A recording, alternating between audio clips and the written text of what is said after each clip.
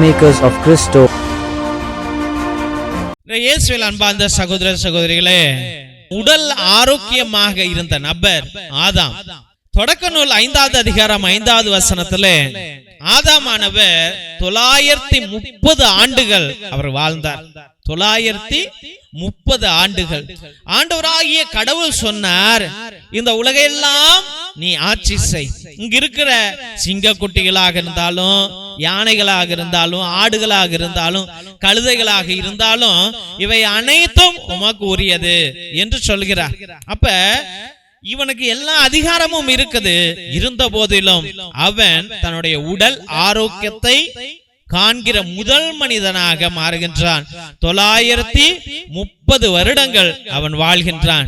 தெய்வ பிள்ளைகளே, அதே போல யோசுவா 14வது அதிகாரம் 10லிருந்து 11 வரைக்கும் நாம பார்க்கும் பொழுது அங்கு ஒரு மனிதரை பார்க்கின்றோம். காலேப் என்ற மனிதர். அவர் மோயிசனோடு வருகிறார். அப்புறம் யோசுவாவோடு சேர்கின்றார். 40 வயதிலே உளவு பார்க்க போகிறார். அங்க அவரிடம் நல்ல ஒரு உற்சாகமான ஆரோக்கியம் இருக்கிறது. அப்ப அந்த மனிதனான சொன்னார், வயதான பொழுதிலும் அந்த வசனத்தை பாருங்க, இப்பொழுதும் இதோ கர்த்தர் சொன்னபடியே இஸ்ரவேலர் வனாந்தரத்திலே நடந்து வருகையில் கர்த்தர் இந்த வார்த்தையை மோசேனிடத்தில் சொல்லி அந்த 45 வருஷ காலமும் அவர் என்னையும் உயிரோட காத்தார். இதோ இன்று நான் 85 வயதுள்ளவன். மோசே என்னை அனுப்பின நாளில் இருந்த போல இப்பொழுதும் நான் இன்னமும் பலவானாயிருக்கிறேன். இப்பொழுதும் நான் யுத்தம் பண்ணவும் வெளியே போகவும் உள்ளே வரவும் என் பலம் அப்படியே இருக்கிறது. காலேபு சொல்லுகின்றார், சாட்சி சொல்லுகின்றார், அந்த காலத்துல மோயிசன் என்னை வேதுபாக்க போக சொல்லும் பொழுதோ இல்ல யோசுவா என்னை யுத்தத்துல பயன்படுத்த பொழுதோ அதே உற்சாகமும் அதே பலமும் அதே தைரியமும் அதே உடல் திறமையும் எனக்கு இருக்கிறது. நான் சோர்ந்து போகவே இல்லை என்று சொல்லுகின்றார். இன்னைக்கு தெய்வ பிள்ளைகளை 30 வயசுலயே ஹார்ட் அட்டாக் வருது, நடக்க முடியல, அவன் முழங்கால் வலி மூட்டு வலி வந்துடுது. நல்ல திடம் உள்ளவன் நினைச்சோம், திடம் இல்லாமே இருக்கின்றான். தெய்வ பிள்ளைகளே, அப்பியரன்ஸ் சூப்பரா இருக்குது, ஆனா உள்ளுக்குள்ள பல பிரச்சனைகள். அது ஆண் பிள்ளைகளுக்காக இருந்தாலும் சரி, பெண் பிள்ளைகளுக்காக இருந்தாலும் சரி. 40 வயசுலயே எல்லா முடியும் கொட்டி போகுது. 40 வயசுல எல்லா முடியும் வெள்ளையா ஆயிடுது. எவ்வளவு முயற்சி எடுத்தாலும் உழைக்க முடியல, சோர்ந்து போறேன். சாமி, டாக்டர் எனக்கு டயர்டா ஆயிடுது. டாக்டர் என்னால வேலை செய்யவே முடியல. டாக்டர் என்னால நல்ல உடலுறவு வச்சுக்க முடியல. டாக்டர் என்னால வண்டி ஓட்ட முடியல. டாக்டர் பலனே இல்ல. டாக்டர் ஐயோ இழப்பா வருது. நான் இன்னைக்கே ஆஸ்மாவுக்கு வந்துருச்சு. 23 வயசு பிள்ளை சொல்லுது, எனக்கு ஆஸ்மா இருக்குது. என்னமோ பெருமையில அவார்டு வந்த மாதிரி. தெய்வ பிள்ளைகளே, இன்னைக்கு உடல் ஆரோக்கியம் என்பது மிகவும் முக்கியம். அந்த உன்னத தேவன் காலேபுக்கு அந்த ஞானத்தை கொடுத்தார், அந்த உடல் தைரியத்தை கொடுத்தார். இன்னைக்கு 60 வயசுனா எனக்கு ரிட்டையர்மெண்ட் ஏஜ் வந்துருச்சு. நான் நியூஸ் பார்ப்பேன், நான் ஒரு 1/4 மணி நேரம் வாக்கிங் பண்ணுவேன், சாப்பிடுவேன், தூங்குவேன். தெய்வ பிள்ளைகளே, 60 வயசுல நீ கொஞ்சம் சம்பாரிச்சிருந்தா போதுமா? இன்னும் 100 வயசு வரைக்கும் நீ வாழ வேண்டாமா? தெய்வ பிள்ளைகளை, நீங்க திறமா இருக்கணும், தைரியமா இருக்கணும். நீ வெறும் பேர பிள்ளைய தான்டா பார்த்த, கொள்ளு பேரனையும் பார்க்கணும்டா. அதுக்கு நல்ல எக்ஸசைஸ் பண்ணு, திடமா இரு, உன்னுடைய ஆரோக்கியத்தை நீ நன்றாக பார்த்துக்கொள். யுத்த வீரனாக காலேபு மாறினார். 85 வயதிலும் நான் யுத்தம் பண்ண தயாராக இருக்கிறேன், என்னால் போராட முடியும் என்று சொல்லுகின்றான். அப்ப நீ இன்னைக்கு சோர்ந்து போயிட்ட, சின்ன தடங்கள் வந்துச்சு, சின்ன பிரச்சனை வந்துச்சு, சின்ன கோர்ட்டு கேஸ் வந்துச்சு, சின்ன அண்ணன் தம்பி பிரச்சனை வந்துச்சு, இதுக்கு நீ சோர்ந்து போயிட்டியே, ஐயோ உன்னுடைய மனம் உடைஞ்சு போச்சு. ஒரு புள்ள சொல்லுது, ஐயோ என் புருஷன் திட்டான், இனிமேல் நான் வாழ மாட்டேன், நான் ஓட போறேன், என் பிள்ளைக்காக நான் பாக்குறேன், நான் ஓடியே தீருவேன், நான் செத்தாவது போயிருவேன், இனிமேல் வாழ முடியாது. தெய்வ பிள்ளைகளை, கோலத்தனமான வாழ்க்கை நீ உன்னையே நீ அறிந்தாயா? இந்த உடலானது கடவுள் படைத்த உடல், இது கடவுளுடைய கரம் உள்ள உடல். இதை நீ எப்படி அழிக்க முடியும்?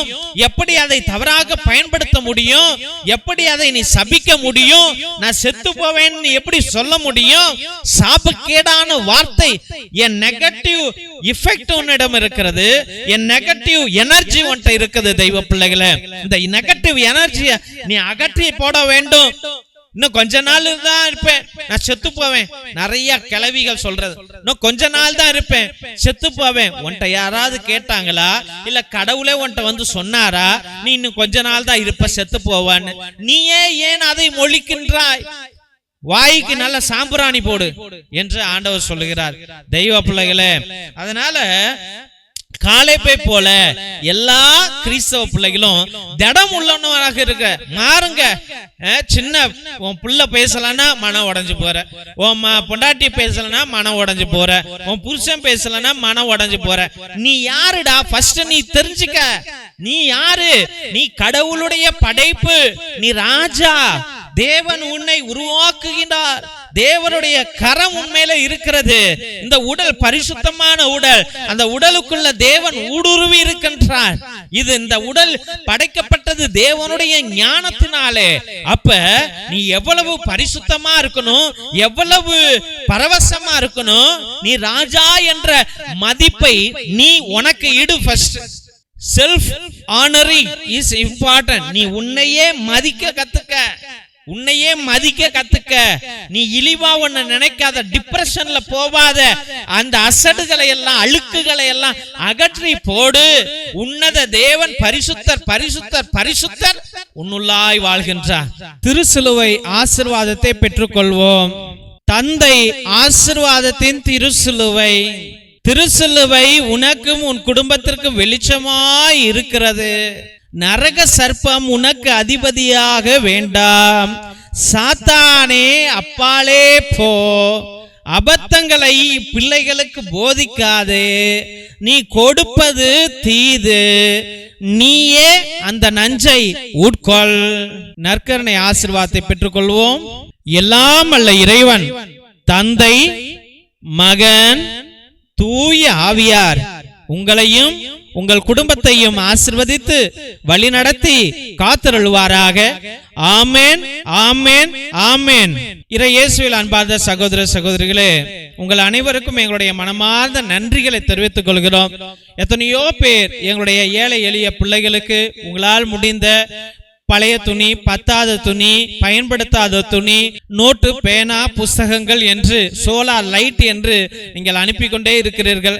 அதற்காக என்னுடைய மனமார்ந்த நன்றிகளை தெரிவித்துக் கொள்கிறோம். தெய்வ பிள்ளைகளே, நீங்கள் அனுப்பிய ஒவ்வொரு துணியையும், ஒவ்வொரு நோட்டு, புஸ்தகம், பேனாவையும் எங்களுடைய சபை ஸ்தாபகர் மோஸ்ட் ரெவரன் பிஷப் ஹிபோரா குசாலா மற்றும் எங்களுடைய சபை தலைவர் ரெவரன் ஃபாதர் கிஷோர் பாபு ஒவ்வொரு நாளும் ஏழை எளிய பிள்ளைகளுக்கு அதை பகிர்ந்து கொண்டே இருக்கிறார்கள். அதை தான் இந்த போட்டோல நீங்க அனைவரும் பார்த்து கொண்டிருக்கிறீர்கள். மற்றுமாக உங்களால் முடிந்த அளவுக்கு உங்களுடைய உற்ற உறவினரிடம் சொல்லி கூட இந்த பழைய துணி, பத்தாத துணி, பயன்படுத்தாத துணிகளையும் மற்றுமாக ஏதாவது நோட்டு, பேனா, புஸ்தகங்களை கூட நீங்கள் தொடர்ந்து அனுப்பும்படியாக அன்போடு வேண்டுகின்றோம். மற்றுமாக தெய்வ பிள்ளைகளே, ஒவ்வொரு நாளும் மதியம் 3 மணியிலிருந்து 5 மணி வரைக்கும் தேவனோடு ஒன்றித்து இறை இரக்கத்தின் ஜெபமாலை, நற்கருணை ஆராதனை, நவநாள் மற்றுமாக உன்னத திருப்பலியை உங்களுடைய கருத்துகளுக்காக 2 மணி நேரம் ஒரே குருவானவர் ஜெபிக்கிறார் என்றால் உலகத்துல எங்கேயுமே நடக்கல. அது தயவு செய்து தெய்வ பிள்ளைகளே, உங்களுடைய கருத்துக்களை அனுப்புங்க. உங்களுடைய கருத்துக்களுக்காக நாங்கள் அனுதினமும் ஜெபித்துக் கொள்வோம். ஒருவேளை நீண்ட நாட்கள் உங்களுடைய கருத்துக்கள் நிறைவேறவில்லை என்றால் நேர்த்தி திருப்பலி அர்ப்பணிங்கள். 3 திருப்பலி, 5 திருப்பலி, 7 திருப்பலி, 9 திருப்பலி, 12 திருப்பலி, 21 திருப்பலி, 30 திருப்பலி, 33 திருப்பலி என்று நீங்கள் அர்ப்பணிக்கலாம். உங்களுக்காக அனுதினமும் நாங்கள் ஜெபித்துக் கொள்வோம். 2 மணி நேரம் ஜெபிப்போம். பேரை சொல்லி சொல்லி ஜெபிப்போம் என்பதை அன்போடு தெரிவித்துக் கொள்கிறோம். மற்றும் அவருடைய குடும்பத்தில் யாராவது உடைய உறவுகள், நெருங்கிய உறவுகள் மரித்திருந்தால் நீங்க கிரகோரியன் மாஸ், அதாவது புனித கிரகோரியார் திருப்பலியை நீங்கள் அர்ப்பணிக்கலாம். 30 திருப்பலி, ஒவ்வொரு திருப்பலிக்கும் ரூபாய் 100 என்பதை அன்போடு தெரிவித்துக் கொள்கின்றோம். ஆத்ம இளைப்பாறுதலுக்காக இதை அர்ப்பணிப்பார்கள் நம்முடைய திருச்சபையில. உங்களுடைய உங்களுடைய கருத்துக்களை நீங்கள் அனுப்பலாம் என்பதை அன்போடு தெரிவித்துக் கொள்கிறோம். மிரக்கல் ஆயில் அதிசய எண்ணெய், இது கோகனட் எண்ணெய் கிடையாது. இது அற்புதங்களை செய்யக்கூடிய வல்லமையான எண்ணெய். எல்லா நோய்களுக்கும் வலிகளுக்கும் பயன்படும். தலைவலி, நெஞ்சு வலி, மூச்சு வலி, முழங்கால் வலி மற்றுமாக மூச்சு வாங்கல், வயிற்று வலி அனைத்திற்கும் பயன்படும். எல்லா நோய்களையும் தீர்க்கும். மற்றுமாக குழந்தை பாக்கியத்திற்கு கூட இது அருமையாக செயல்படும். இதை வாங்கி நீங்கள் தயவு செய்து பயன்படுத்தும்படியாக அன்போடு வேண்டுகின்றோம். இறை இரக்கத்தின் விடுதலை ஜெப புத்தகம்.